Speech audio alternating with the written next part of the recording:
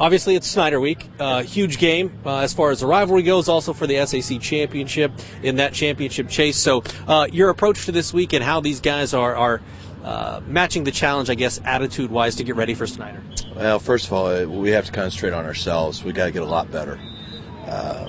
Rushing the ball way below what we need to do.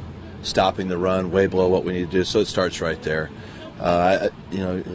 Athletic competition is great. It makes you get better. The better opponents you have, the higher the stakes. But we've played some very strong teams, and right now we just have so much work to do. Looking at ourselves early this week, that'll be the focus today. Yeah, you mentioned the tough opponents, LaSalle, Wayne, and then last week Cathedral. What do you learn about yourself in those games that can get you prepared for an SAC type championship game? Your weaknesses are certainly exposed, that's for sure. But you also learn that your team has character. This is a good team that we have here. It's a team that cares about one another. It's a team that comes out every day wanting to work hard. They've actually pulled together through all this, and they know that we like to have a long season here at Bishop Dwenger. We like to play well into November and always play for a state championship, and this is part of the process. Offensively, what do you hope to do better? What are some of the things that you're focusing on this week to be able to put up more points on Friday? We have to run the ball. Cathedral just stymied our run, and Wayne did it at times as well. And in the second half of the LaSalle game, so there's been some soul searching there. Maybe replace a player or two. More effort out of some, change of scheme, but we definitely have to be more successful running the ball.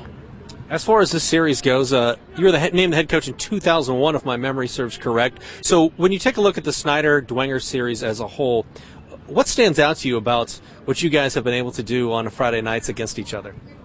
Well, there have been some great games. Over the years, most coaches remember the losses more than anything.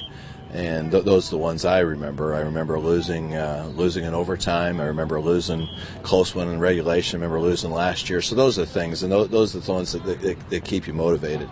But it's always they're extremely well coached. They're I watched their offensive line. It's probably technically the best offensive line I may have ever seen in high school this year. Technically, their blocking schemes, their technique, the way they get after it, the way they play the whistle. So we definitely have our hands full. But it is a rivalry. It's one that brings out the best in both, and both teams are going to play really hard.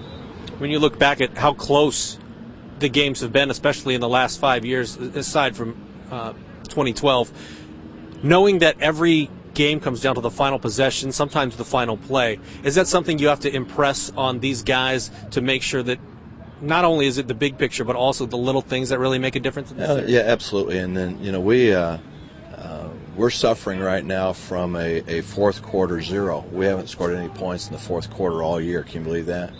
And that's something that rests with these people every day in practice, that we have not scored a point in the fourth quarter this year. The conditioning, the toughness, the durability, the perseverance, all that has to be there in the fourth quarter. Final question, is there any one moment or any one game that stands out to you about your time at Bishop Dwenger in terms of playing Snyder? Like I said, the losses do more than anything. There's been some great ones, but the close losses.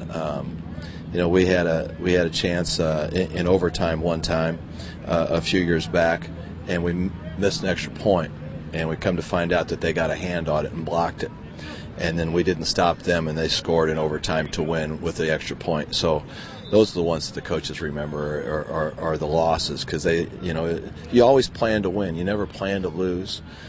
You always plan to win every single game, and losing is it's an aberration. It's just something that it's unexpected. And so when you do lose a game like that, especially a big one, it sticks with you.